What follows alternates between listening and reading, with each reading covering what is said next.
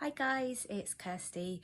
Today's video is about a subtype of relationship OCD, which is cheating OCD. So focusing on obsessions around the idea of either you or your partner potentially cheating. But before I get into that, please do subscribe by clicking on the subscribe button below in order to stay up to date with all the new videos as they're released. So the reason I wanted to talk about this is because it's actually surprisingly common, and it can come up in relationship OCD as the main fear, or it can come up once other fears have started to cool off a little bit. So if the initial fear has previously been, what if I don't love my partner enough, or what if my partner doesn't love me, it might start cropping up as you start to relook at why you must love your partner or why you must feel a certain way. So it can come out in two main ways. So the first could be a fixation on what if I have cheated on my partner, or what if I will cheat on my partner. Or it could come up with what if my partner has cheated on me, or what if my partner does cheat on me. So firstly, I'll talk about the fear of cheating on your partner. So the fear that you may have cheated on your partner, or the fear that you will. So firstly, the fear that you have cheated on your partner is almost a bit of a crossover with false events. Because you might find yourself going over a night out or something in your mind and trying to replay all of the events. So that might be one of the compulsions there. So going over, trying to pick apart a situation where you're afraid that might have happened, in case you have to see if you have some kind of memory. So there might be false memory there. Or it might even be a crossover with kind of real event OCD, in that you might be picking apart a situation where somebody tried to kiss you perhaps, or somebody was flirting with you, or perhaps you were worried, what if I was, if you were chatting to somebody, what if I was overtly flirty? And then you're focused on that real event, and then you start picking apart to see, did something more happen or something like that. So with the sort of whether the fear of did I cheat, there are crossovers with false memory OCD and real event OCD as well in some ways. But here it's, the approach is the same, and I will get into that.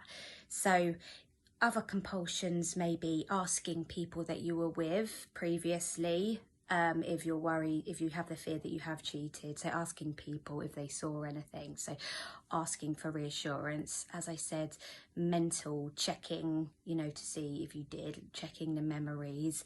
It might be going back to check on social media, or checking back through your phone. And then lastly, it could be confessing as well. So confessing to your partner or to somebody else that you're afraid that happened. With the fear of you cheating on your partner, then if it's not the fear of have I cheated, it might be the fear of what if I do cheat. So here you might find yourself having obsessions about, what if I do cheat? What if I find, if you find triggered by somebody that you find attractive, you might start thinking about it then. And then compulsions here may come up in the form of, again, still analysing how you've been in past events, but also analysing feelings. So checking emotions, checking for physical sensations of feeling aroused perhaps, to see if you find somebody else attractive, and maybe replaying the idea of cheating in your mind to see how you feel about that, see if feelings come up. And again, it might be asking for reassurance from your partner or friend, so talking about it to people, saying perhaps, no, but I wouldn't, I wouldn't, I'm not bad, I wouldn't do that. Or it might be, again, confessing. It might be looking at images of other people, like on social media or photos, and testing yourself to see if you find them attractive. Again, it's feelings, emotion, sensation checking. So that's what their compulsions might look like there. And there might be others, like Google checking, what if I do cheat, or something like that. But whether it's obsessing if you have cheated or if you do cheat, the fear is the same. It's firstly, well, there's a couple of different fears involved here. So firstly, it's what that says about you as a person. So you might be labeling cheating as bad and labeling yourself as a bad person if you were to cheat, for example. Secondly, it might be a fear of sabotaging or losing the relationship, or it might be a fear of doing that, staying in the relationship and lying to your partner. And again, that's kind of surrounding the type of person that you might be. So here, this is where the unconditional self-acceptance comes into play. So it's, as with our other OCD fears, we live our lives as if it is OCD, trying not to do compulsions, aiming not to avoid, because it might be another compulsion with these types of OCD themes, that you avoid people that you find attractive, or avoid somebody that you have a fear that you cheated with or in front of, or anything like that. So the book, The Myth of SelfEsteem by Albert Ellis, which is on the reading list, talks in detail about how we have a tendency to label ourselves and others as either one thing or another. But this book argues that human beings are neither 100% good or 100% bad. Human beings are all equal, all capable of actions that are both good and bad. Obviously, there might be some people who do a lot more bad actions than other people. And also we have to remember that the idea of bad actions comes down to perspective as well. Obviously, there are, some things that are quite obvious, murder, but really we must remember that it's the perspective created by the world that we're living in at the moment and the society that we're living in.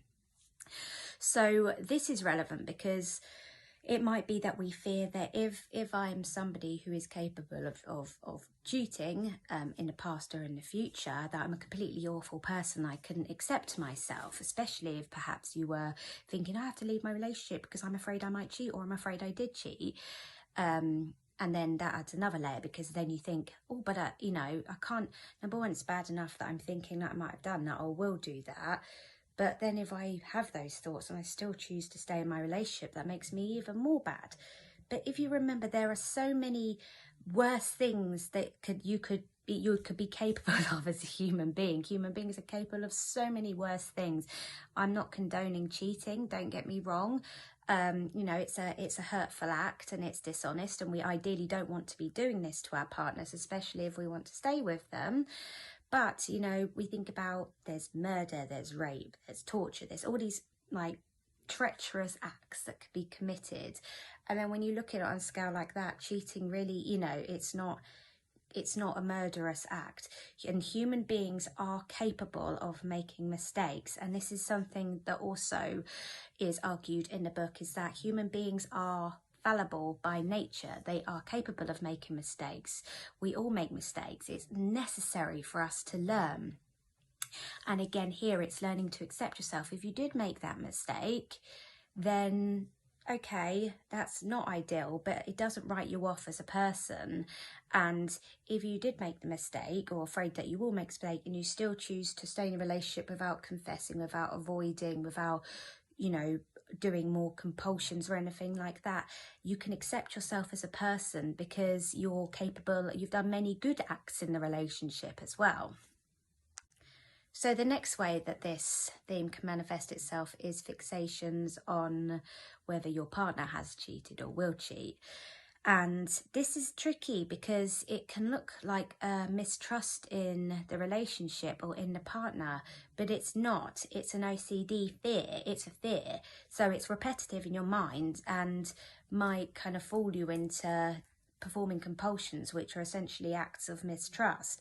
But this is all born from, from fear. The OCD creates these suspicions, these strong intuition feelings that this is the case. So here, compulsions might look like checking your partner's behaviour, like sort of really, really like watching them to see if they look comfortable, if they look suspicious. It might be checking their social media, checking through their phones. It might be asking them questions like continuously, or it might be asking questions of their friends, whoever they've been with. And again, it could be the fear that they have cheated or that they will cheat. So again, here it's unconditional other acceptance. So we learn unconditional self-acceptance when we want to, you know, work through the fact that we're fallible and we can make mistakes. It doesn't write us off as a human being. But also, maybe we can practice the same thing for our partners as well, that they don't have to be perfect just because they make one mistake and do one bad act. But again, this is not me condoning that.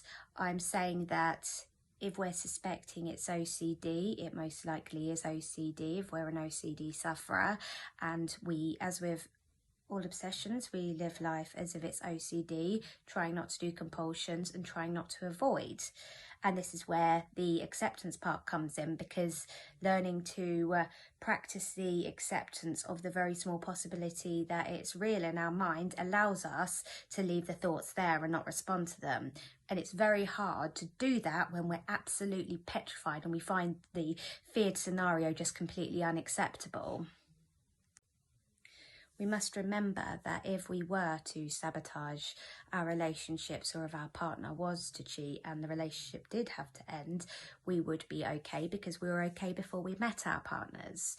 So as much as we might not want to lose the relationship, and that might be a big part of the fears fueling either manifestation of this thing, whether it might be it's fears of you cheating or them cheating, you know, if we're scared of losing the relationship, then it's going to take away from the quality of the relationship. So we do want to work on bringing that fear down. As I've spoken about a lot in other videos about ROCD, you know, we want to remind ourselves that it wouldn't be awful if the relationship ended. It would suck. It would be really sad. It would be hurtful, but the world wouldn't collapse upon us. We would be fine and we would recover.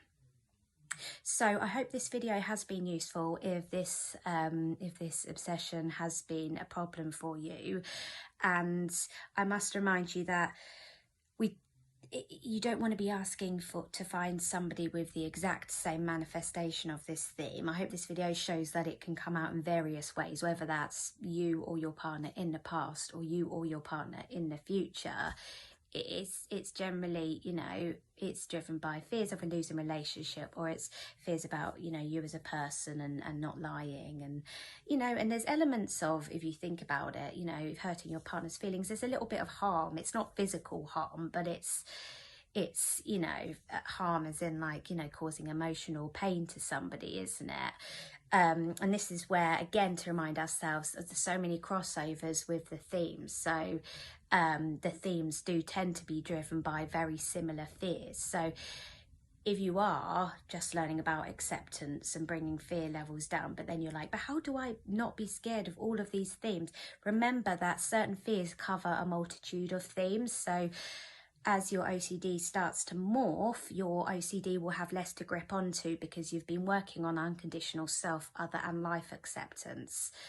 So yes, I hope this video has been useful, and I will see you soon. Take care. Bye.